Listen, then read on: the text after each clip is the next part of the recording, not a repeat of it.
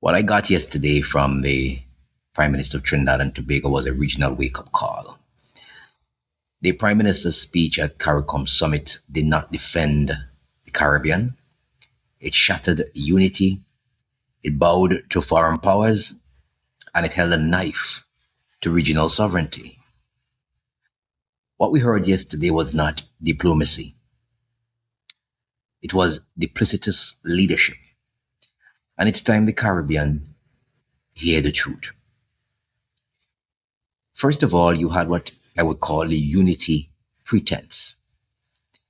KAMLA tried to sweet talk us with stories about regional ties and female leadership.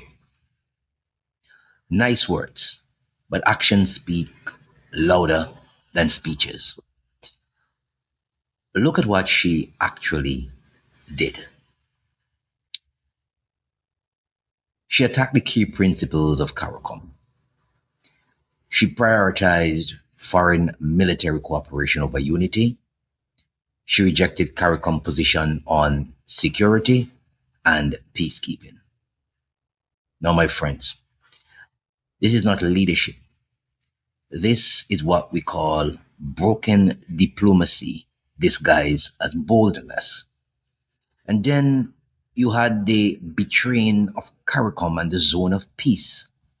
Well, we all know where she stands on that. She slammed CARICOM's response to threats. Venezuela. Sure, maybe some legitimate concern. But then she praised the United States military, even thanking President Trump and Secretary Marco Rubio in a room where many leaders oppose militarization in the Caribbean.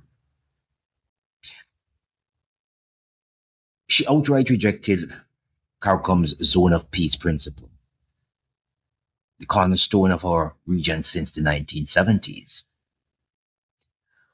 It wasn't what she called constructive critique.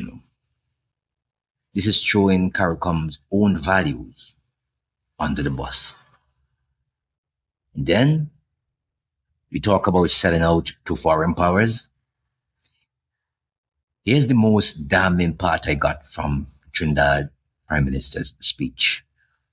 KAMLA openly thanked the US military for security gains in Trinidad and Tobago. Guess what that does?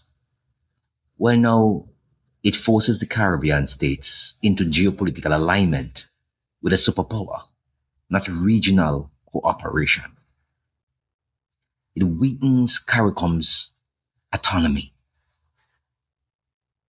And it shows and signals to the world that Trinidad and Tobago speaks for the Caribbean even when most members strongly disagree.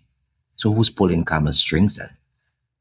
This isn't protecting national interests, regional interests. This is submitting regional interests to foreign agendas.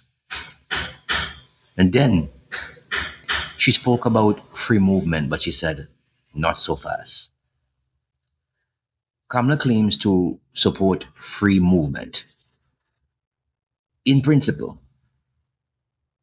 But when push comes to shove, she blocked it because of migration pressures. That's what was stated. So instead of finding Caribbean solutions, she chose isolation and fear-mongering. Well, if you didn't listen yesterday, let me spell it out. Saying in principle is not leadership. It's a political spin. You understand what I'm saying to you? Now let's move on to the issue of democracy, which is very fragile, and many bad things have been done in the name of democracy and dictatorship claims that she made. She criticized CARICOM for not condemning Cuba and said she would not support dictatorship anywhere, which means she supports Americans in their starving of the Cubans. Yet she trashes regional solidarity while embracing the US powers. So let me break that down even further for you. Democracy is essential, yes, but it's very fragile. And bad things have been done in the name of democracy. But proclaiming it while undermining CARICOM is hypocrisy. It's easy to quote democracy when it suits a political narrative. A lot of leaders do that. Dangerous when you use to justify aligning with outside forces that threaten regional autonomy. So this isn't about democracy. It appears to be about political opportunism for Sister Kamla. This speech by the Prime Minister cost us regional unity, trust among CARICOM members, diplomatic credibility, CARICOM's voice in global powers, politics, and our ability to act as one against threats. And why? Because one leader decided her national interest was bigger than the collective interest. Because she aligned publicly with foreign military power instead of regional diplomacy. Because she turned CARICOM from a community into a backdrop for foreign policy posturing. Well, for those of you who believe anything, this is not anything about leadership. This is division by design. Hence that secret meeting with Rubio before.